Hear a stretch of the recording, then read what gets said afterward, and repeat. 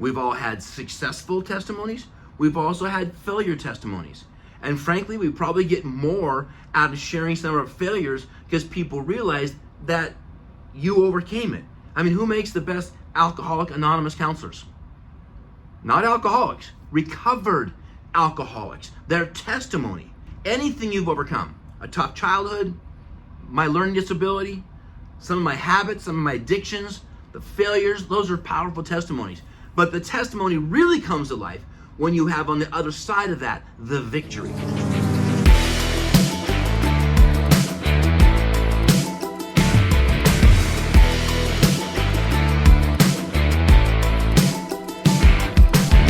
You're listening to The Man Maker Show.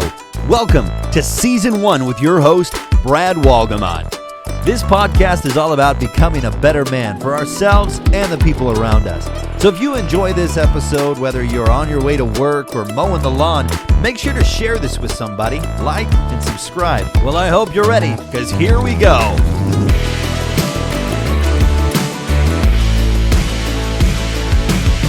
Hello, welcome back to the Man Maker Show. Hope you're doing awesome. I know I always say that, but I genuinely mean it. I hope you are doing awesome. Isn't life amazing? Even when we're in challenges, even when we're in struggle, even when we're trying to figure things out right in the middle of what seems to be total chaos, there's always an opportunity to be grateful. And what I want to talk to you about this evening is about how to create some more confidence in your life. And one of the areas I think is not covered enough when it comes to creating some confidence and to be a man maker, to be in the pursuit of becoming a great man, a bold leader, someone that looks in the mirror and says, hello, winner. Good job, buddy. You overcame. You need to develop some confidence. As a man, this is something that doesn't come naturally. If you had parents that maybe raised you up in a way and told you were a winner and told you were awesome, that can be a real good thing because you can develop some confidence, but that can also backfire on someone that thinks they're awesome just because they're alive. And frankly, that is true. You are awesome. However, most of us don't act awesome. And the reason is we're not confident. A lot of people don't mentor people because they think, well, what can I say? What can I teach? What can I offer? What kind of an impact can I make? I haven't done enough. I haven't been through enough. And I can tell you, if you study the 4 T's of generosity, which I'm going to share with you in a minute, you will begin to develop some confidence. There's something that happens in a man's life when they learn to be generous. There's something that says, I am worthy, I am valuable, I am good, I'm doing great things, and we do that out of generosity. And a lot of people think generosity only comes with your money, and that is certainly a place to be generous with. We'll talk about that in a minute, but I'm going to talk about some areas of your life that I believe you can be generous that might not take $1. And the first one is with your time. I think it's an opportunity to be really impactful just by donating your time, whether you're volunteering at a hospital or you're at a Boys and Girls Club or you're helping people move, but your time is yours. It is maybe the greatest asset. I heard Anthony Robbins say years ago that the opportunity to create confidence comes out of keeping promises with yourself. When you say something, you do it. Part of being generous with your time is a big factor in creating some boldness, right? It says I can afford it. I'm capable.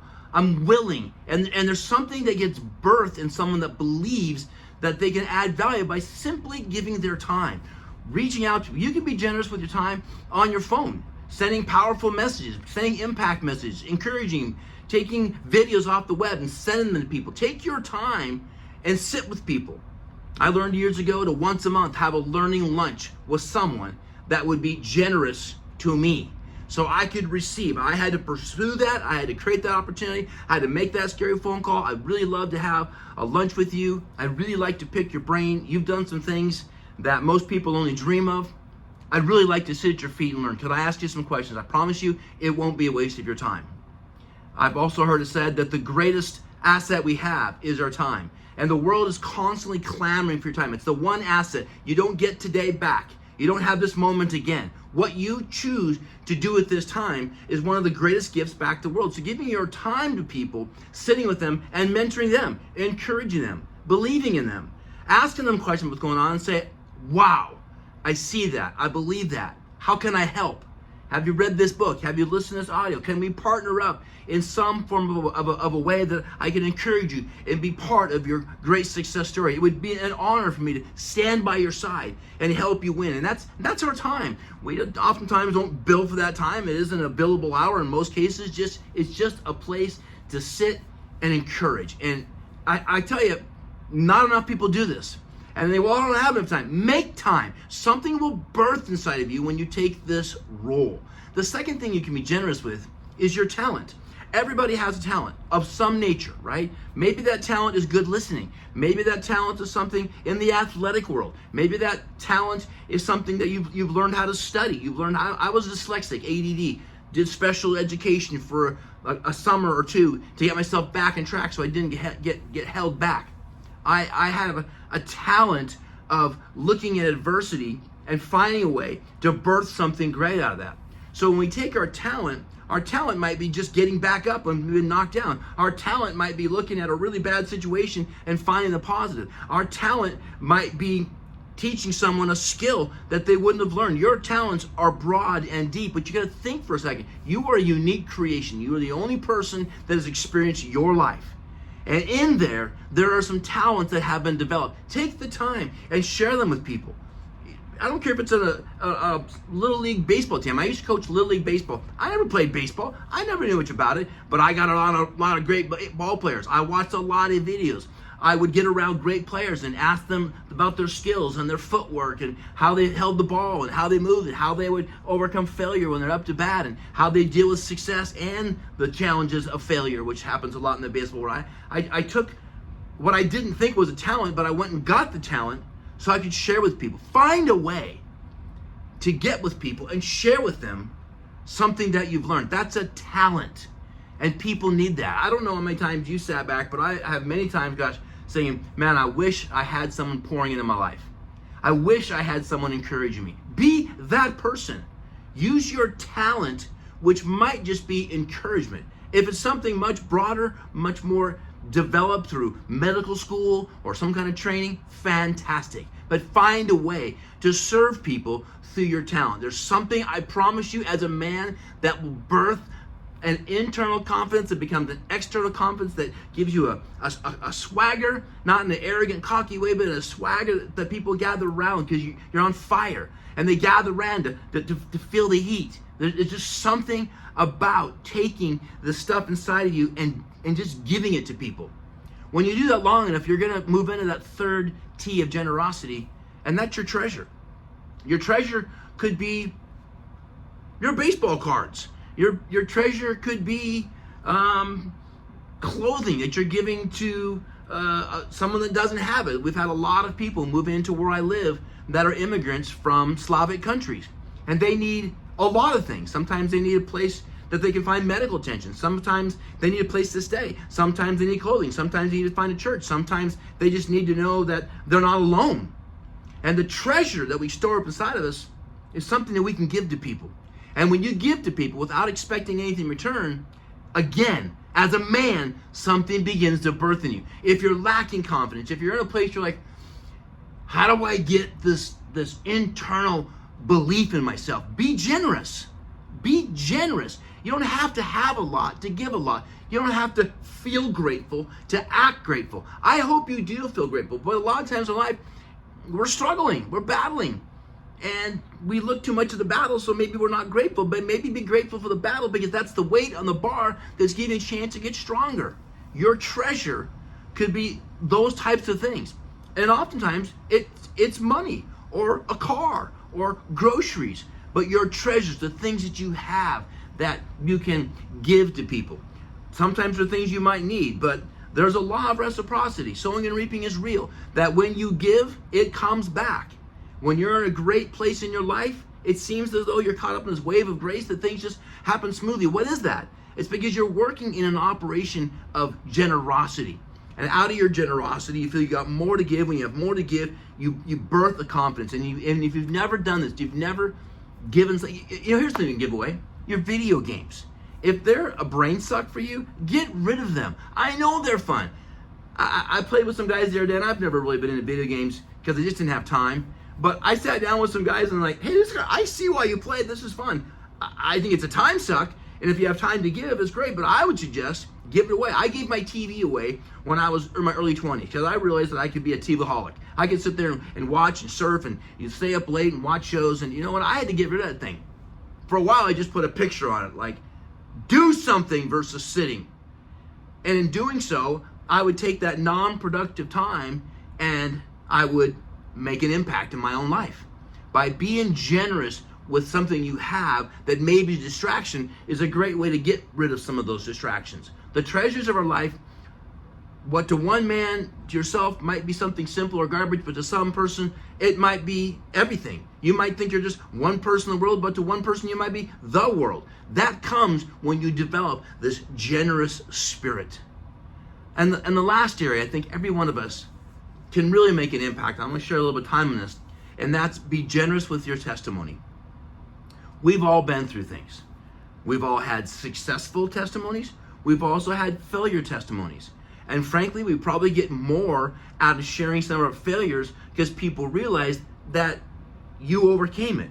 I mean, who makes the best Alcoholic Anonymous counselors? Not alcoholics, recovered alcoholics. Their testimony. If you've ever been to an AA meeting, you'll hear a group of men and women sharing their testimony, their struggle, how it was real, but how they overcame it. And you learn from those experiences.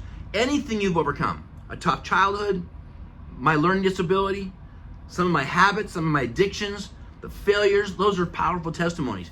But the testimony really comes to life when you have on the other side of that, the victory. But to share people the real victory, they need to know that the struggle was real. They need to know that it didn't come easy. I mean, who wants to listen to the guy that has a testimony that everything was easy, everything was smooth, it just kind of happened, and boom, I was successful, I was wealthy, I made an impact? No! No one wants to hear that. That's why we watch Braveheart and Rudy and Gladiator. Why? Because they came from complete devastation and doubt and fear and failure and found a way to get back up one more day, one more time. And that's testimony. That's why you've got to have struggle. That's why you've got to have times in your life where that adversity serves that royal purpose. And that royal purpose is promotion, the opportunity to impact people through your failures, how you got up, how you overcome it, the things you applied, the things you learned, and what you went out and did with that life. A lot of people are familiar with the term of PTSD, post-traumatic stress disorder. It's a real issue, and I don't mean to make light of it because it's painful, and it can lead to deep mental issues and emotional unhealthiness. But I believe that every post-traumatic stress can also be a PTSA, and that's post-traumatic stress acceleration. How do you take this extremely difficult time and find a way to accelerate? The things that I've been able to learn in my life through my failures, specifically in my marriage and in my health and in my education, was to be able to share how I learned, how it felt, and what I had to do to get back up, to get over the depression, to get off the meds, to get to a place where I didn't have dark thoughts. How did I do that? And when people are in struggle, that testimony, that acceleration that comes out of your testimony can be the most powerful thing. If you never went through a challenge, you're not going to relate to people. But I would hope that in some weird way, I can relate to a lot of you because it hasn't been easy for me. I moved out at 18, as I shared with you. I struggled. I was a pro tennis player, got in a terrible car accident. That ended very quickly. Got into construction, landscaping, small kinds of odd jobs, whatever I could, just to find a way to survive, to move eventually into stability and success and significance. But all of that wouldn't have happened if I hadn't had that very difficult situation. Who helps people that have been through physical abuse? Who helps people through violence? Who helps people through coming home from maybe in the military where you experience some things that you have a hard time shaking? I believe you can accelerate. And I think if you claim with your spoken word that I am accelerating, I am taking this situation and I am going to become stronger. I'm going to become more compassionate. I understand your pain. It's hard to know the pain in someone's soul until you've walked in their shoes. So we can't really get in their shoes, but we can share our own journey and explain to them the realness of the struggle And the step by step, day by day, I can remember about 2-3 years into my recovery after my divorce, still living with the shame, still feeling embarrassed, still hiding from people I used to know, hiding from people that I'd hurt. Just around every corner, it seemed like I was fearful. I had to learn that there are some people that may never get over what I've done. There'll be some people that need to know what happened so that we can share an acceleration plan. Take that traumatic stress and find a way to build a model around accelerating your life. Find a way to speed up, read more, listen, share more, dig in, get with people, get in groups, share your experience. Begin to accelerate out of that, because that's the impact that we need in men today. It's not your perfect life. It's not your pretty looks. It's not your hair or your torn jeans or your skinny jeans or your fancy shirts. It's not. That's not it. What people want to know is what's going on in the soul. What's happening up here? How did you get out of that? How did you break through that? There are some people that may never receive that message, but I believe there are more people that will be stirred by the overcoming more than those that were stirred because of the failure. And we have to understand that there's no reason for the shame to hurt twice. Once when you do it, second to live with it. We've got to find a way to accelerate. And frankly, this channel is my opportunity to accelerate my life out of some of those beliefs that I had to break off. Some of those things I will always have to live with. I can't change the past, but what I can do is change how it impacts me, how it controls me. I can choose to say I'm going to speed up. I can remember when 9/11 happened. Some of you don't remember because you're too young. Some of you remember very real. But I can remember when it happened. For the following month or two, every time I heard a loud noise, I saw an airplane overhead, a big boom, it could be construction or a car crash, or any kind of a loud noise, I'd kind of freak out like, oh my God, they're coming for me. It's terrorists. And I had to make a shift in my brain. I had to get to a point where every time I heard a noise that triggered fear or a remembrance of 9/11, seeing the towers go down and recognizing how many moms and dads are never going to see their kids again, how many people are never going to be able to share their life. I remember being with a mentor of mine in the Philippines, and we were at a massive, massive graveyard. And he asked me, he said, "What do you see?" And I'm like, I see a lot of pain. I see a lot of death. It's sad. And then gratefulness began to well up because of the price they paid. I live in a free world. I'm a free man. I can do more things. But my initial response was this devastation. I said, "Well, what do you see?" And he said, "I see lost opportunity." How many people never came home to become a doctor to cure a disease? How many people never came home to raise children that were Pulitzer Award winners, or to do amazing things, or become preachers or daddies or mothers or what have you? He said, lost opportunity. And it really struck me. If you've ever seen that movie, Saving Private Ryan, and he's standing there at the shores of Normandy, and he's at the gravesite of the men that gave their life to save him as the last boy of this family, and he was weeping. And he looked to his wife and he says, "Tell me I've lived a good life." Man, that wrecked me. Because the demons he was fighting is, what did I do with the gift of life to say thank you for their sacrifice of their life? What a dramatic scene. Now, I would hope to God that man went out and did great things in life. We don't know that part of the story. But there's a story for you. And somewhere in your life, someone's paid a great price. Somewhere in your world, there's been people that came from Europe probably, or came from Asia or India, and moved to this country to give you an opportunity. Somewhere in your generation, someone paid a great price and came to Ellis Island. My family came to Ellis Island. And what a sacrifice with nothing. But because of their willingness to go through hardship, I get to live a blessed life. And not just take, but to give. To use this mantle of their sacrifice as a motivation for me to never forget the price they paid, and to be grateful from that. This is part of our testimony. This is how we accelerate out of tragedy. We need you. You're a good man.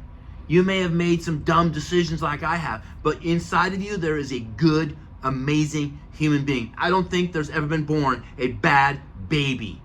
We made choices, things have happened, and it's formed a belief level. But I don't believe you're a bad person unless you have decided that that is your model. And I say break that off, because there's nothing you can't do. All things are possible. We can get up one more time. You're not a bad person. If you're living life like, oh, I know I'm not a bad person, then let's go. We need you, men. We need you to become a man maker. Make yourself, make those around you. Find a way to use your time, use your talent, use your treasure, use your testimony to influence. I know the greatest surge in my confidence was when I committed a life to serving others. Did I make mistakes in that time frame? Of course I did. You're not going to live a perfect life, but you're going to do your best as you come to an awareness of you went through that issue so that you can help other people. Not so that you can be punished, not so that you can hang your head, not so that you can hide around every corner, but so that somehow you can help other people avoid that struggle, or you can help them recover from it.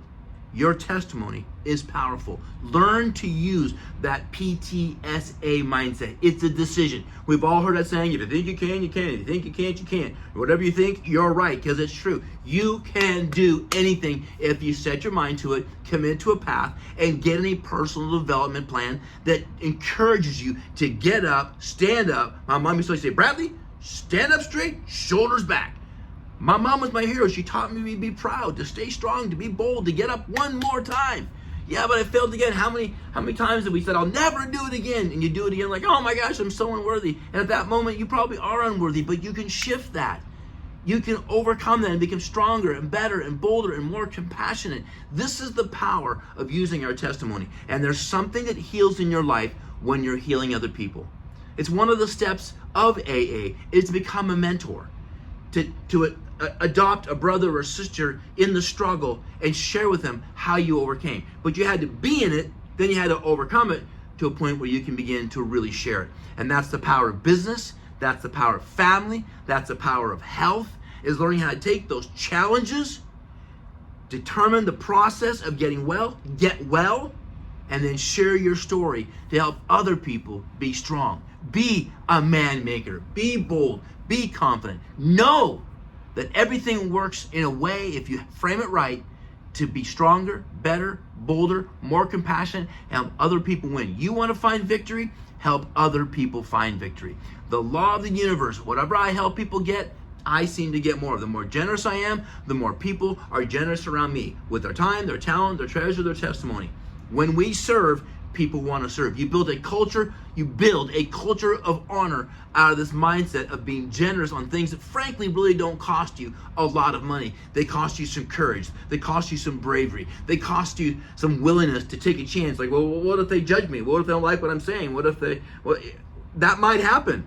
That's the risk you take. That's the reward, is in overcoming the fear and making impact in a positive way. That's the silver lining in every single challenge, is learning how to get up and encourage one more person.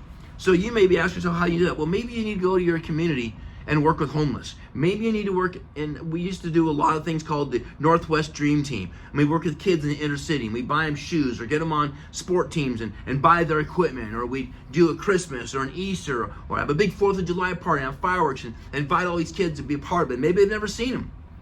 Maybe they've never been around a Christmas of generosity. Provide it, be Santa Claus. Put a Santa costume on and go serve and go impact, go empowered. Do something, because confidence is what's going to take you to the next level. And that confidence isn't something you're just going to go, I'm confident. No, it comes as a result of keeping promises to yourself that you have made, honoring those things, staying consistent, staying humble, staying hungry, staying grateful, and as a result, something will birth in you. I don't care how low you are, you can get back up and use that challenge as a platform to help others. And that is what a man does. We don't hide from it, we don't run from it, we don't live in shame, we own our mistakes, we find a way to ask for forgiveness, we find a way to develop a model in our life that says, this did shape me, but it shaped me in a way that I hope can impact you. That's the beauty of the struggle of life. And that's the beauty of being a man, of developing this guts and this bravado in you that says, yeah, I've done it, but I really want to help other people do more. Right? I want you to stand on my shoulders and do far more. I hope that these messages put you in a place to do more, be more, serve more, give more. I don't want you just listening, oh yeah, great nose, 4 points, Q, 4 T's. No, I want you to take them to this world and make an impact. There's not enough men serving. There's not enough men that are committed to make an impact. We're always trying to do things for us. I say, if you're gonna do something for you, do it in a way that you can give it to others. In one way or another. Find a business where you can mentor. Find something where you can teach, where you can coach, where you can share, where you can stand by and say, I get you, I feel you, I'm with you, I don't judge you. Let's find a way, let's get back up one more time. I'm proud of you. I'm proud of you for hanging in there and listening. There's greatness birthing inside of you. You're a man in the making. And as you achieve that and you move into becoming a man maker, woo baby, imagine 1 million of us committed to serving and adding value in any way we can. Wait till it's 10 million or 100 million. Why not dream big? There's 7 billion people on the planet. Why don't we reach 1 in 4 or 5? I don't know. What is that, a couple billion? Who knows? Everybody starts with 1, and then it's 2, and then it's 4, and then 8, and 16, 32, 64, 128. Who knows? Continue to double. That's what will come out of a generous spirit. I want to see you be a man. I want to see you be bold, strong, confident, and generous with everything about you. And I can't wait to hear the stories of impact in life where you used your struggle to help someone else, where you used your wealth to sponsor somebody else, where you used your talent to come alongside and teach them the same thing, where you took your time and you gave it in a way that when you walk around, I go to the mall oftentimes and I'll hear, hey coach, and I'll look over and it's one of these kids I coached from 12, 14, 15, 16, and we have a long conversation about their life and their babies and their marriage and their baseball career or their college career. I wasn't a great baseball player, but I learned how to study so that I could impact people. One of the greatest names I get is coach. I love it when I hear it because that's what I want to do with my life and that's what I want you to do with your life. Let's get generous, all right? Man Maker Show out. I love you. Let's go.